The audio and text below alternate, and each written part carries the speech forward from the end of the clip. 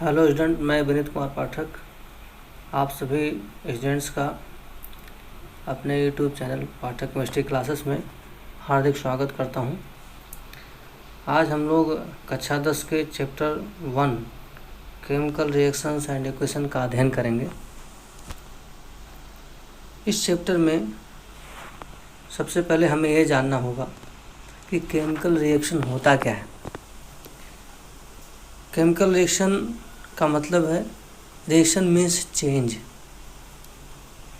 जब किसी सब्सटेंस में कोई चेंज होने लगता है तो हम कहते हैं उसमें रिएक्शन हो रहा है।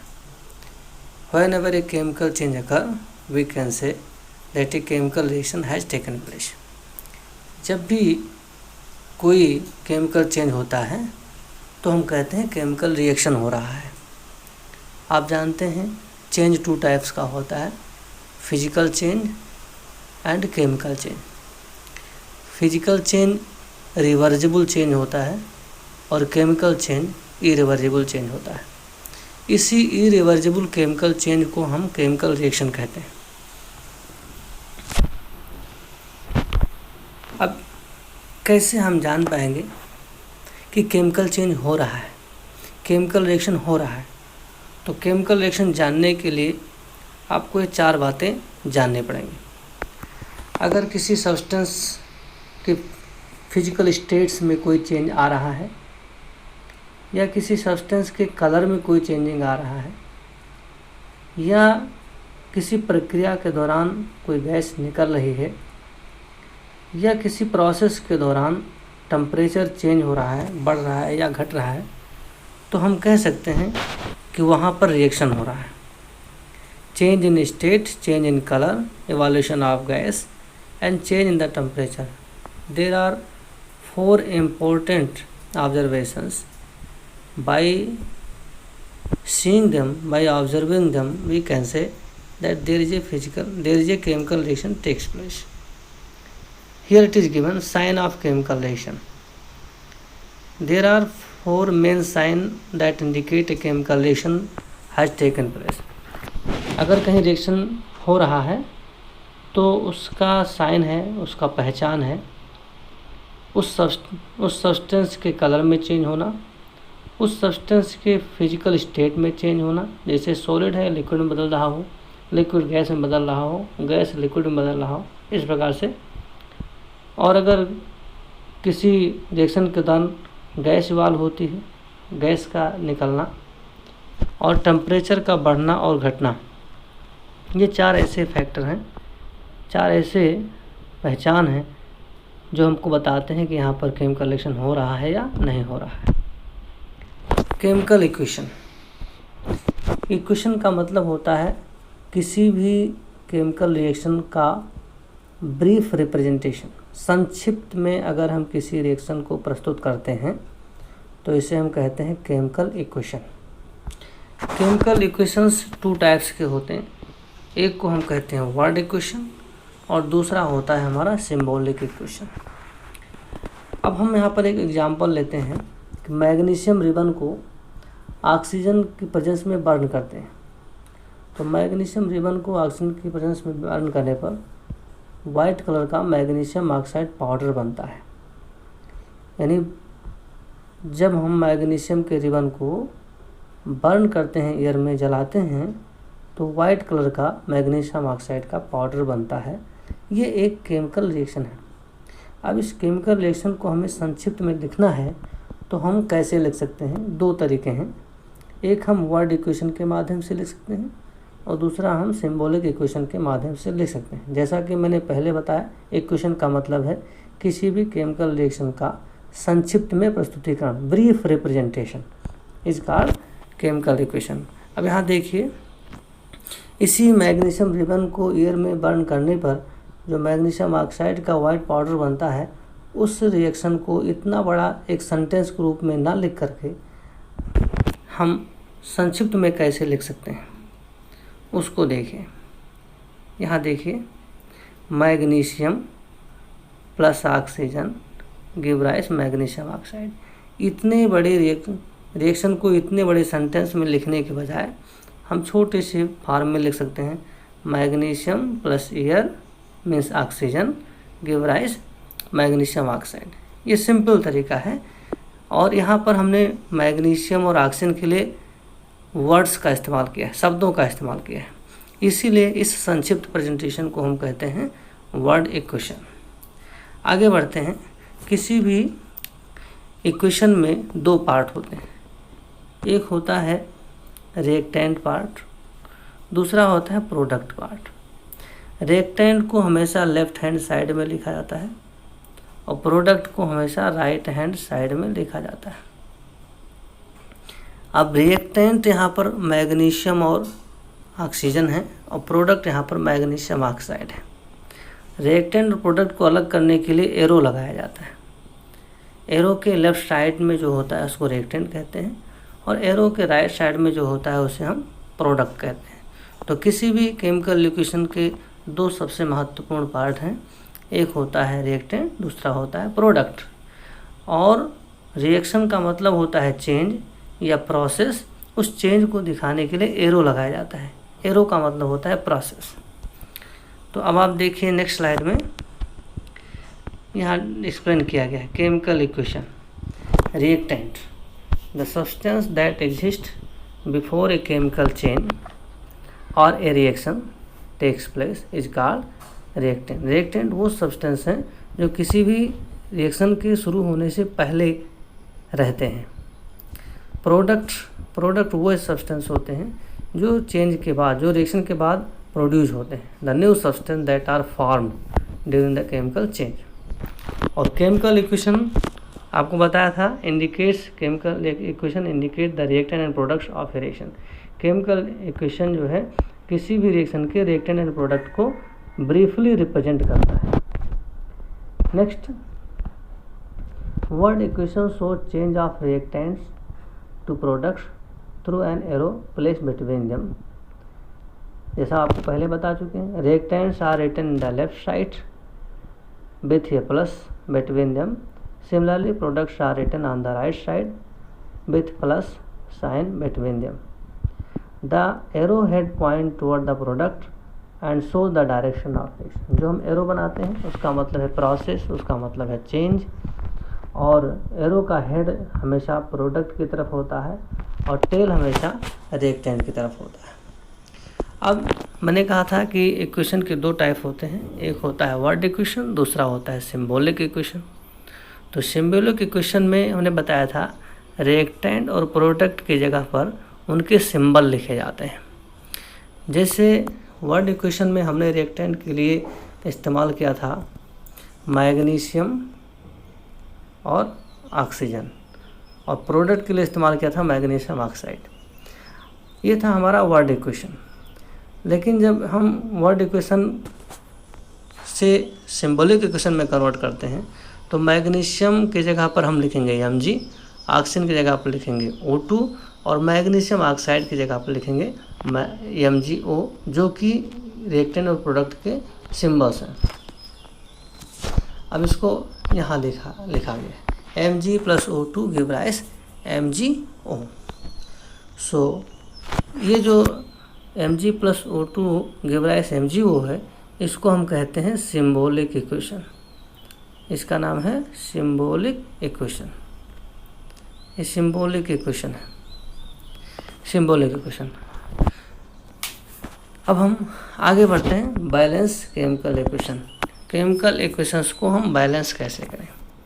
जो इक्वेशंस होते हैं कभी बैलेंस होते हैं, कभी बैलेंस नहीं होते। जैसे यहाँ पर देखिए, अगर हम इस रिएक्शन में देखें तो मैग्नीशियम 1 है लेफ़्ट साइड में, राइट साइड में भी मैग्नीशियम 1 है। लेकिन ऑक्सीजन की अगर बात करें तो राइट साइड में, लेफ़्ट साइड में ऑक्सीजन का आइटम है 2, O2 में 2 ऑक्सीजन आइटम है, और राइट साइड में ऑक्सीजन के 1 आइटम है। तो यहाँ पर रिएक्टेंट और प्रोडक्ट्स में एलिमेंट्स के आइटम्स की संख्या सेम नहीं है, तो हम इस इक्वेशन को बोलेंगे अनबैलेंस्ड इक्वेशन। अब क्वेश्चन उठता है कि हम इस अनबैलेंस्ड इक्वेशन को कैसे बैलेंस करें और इसको बैलेंस करने का क्या नियम है। तो law of mass conservation is the law for balancing a chemical equation. किसी भी केमिकल इक्वेशन को बैलेंस करने के लिए लॉ ऑफ मास कंजर्वेशन का इस्तेमाल किया जाता है। लॉ ऑफ मास कंजर्वेशन का मतलब है कि रिएक्टेंट और प्रोडक्ट के मास बराबर होने चाहिए। रिएक्टेंट और प्रोडक्ट के मास तभी बराबर होंगे जब रिएक्टेंट साइड और प्रोडक्ट साइड में सेम टाइप ऑफ एटम्स की संख्या समान होगी। जितने मैग्नीशियम लेफ़्ट साइड हों उतने ही राइट में हों, जितने ऑक्सीजन एटम लेफ़्ट साइड में हों उतने ही अगर राइट में हैं तो रिएक्टेंट और प्रोडक्ट के मास बराबर होंगे और उसको हम बोलेंगे balance equation. So balance equations are those equations in which same elements have same number of atoms on react. So हम बैलेंस इक्वेशन की बात कर रहे थे। Balance equations are those equations in which atoms of the same type of elements on the reactant side and product side same type of elements have same number of atoms on reactant side and product side, then equation can be called as balanced chemical equation. I can explain it with the help of an example. See, your example is, suppose Fe plus H2O give rise Fe3O4 plus H2. This is an equation which is unbalanced. ये unbalanced equation इसलिए है क्योंकि reactant side में one Fe है, product side में 3 Fe है, reactant side में 1 oxygen है, प्रोडक्ट साइड में 4 ऑक्सीजन है। अब इसको कैसे हम बैलेंस करेंगे? इसको बैलेंस करने के लिए सबसे पहले हमको क्या करना पड़ेगा? सबसे पहले हमें बॉक्सेस बनाना पड़ेगा। इन रिएक्टेंट के चारों तरफ हमको बॉक्स बनाना पड़ेगा। जैसे आयरन के चारों तरफ एक बॉक्स बनाएंगे, H2O की तरफ से एक बॉक्स बनाएंगे, Fe2O की तरफ एक बॉक्स बनाएंगे और H2 तरफ एक बॉक्स बनाएंगे, ऐसे जैसे नीचे यहाँ बना हुआ। तो सबसे पहले रिएक्टेंट और प्रोडक्ट के चारों तरफ हमें बॉक्सेस बनाने हैं। जब बॉक्स बन जाता है फिर दूसरा काम होता है हमें रिएक्टेंट और प्रोडक्ट साइड में नंबर ऑफ आइटम्स की काउंटिंग करना। List the number of item of different elements present in the unbalanced equation like this. तो Fe देखिए, number of item in the reactant side LHS 1 है और product side में 3 है। Hydrogen reactant side में 2, product side में 2 और oxygen reactant side में 1, प्रोडक्ट साइड में 4 है। तो पहला काम तो हम बॉक्स बनाते हैं और दूसरा काम हमारा होता है रिएक्टेंट और प्रोडक्ट साइड में हर आइटम्स की काउंटिंग करना, उनकी संख्या लिखना।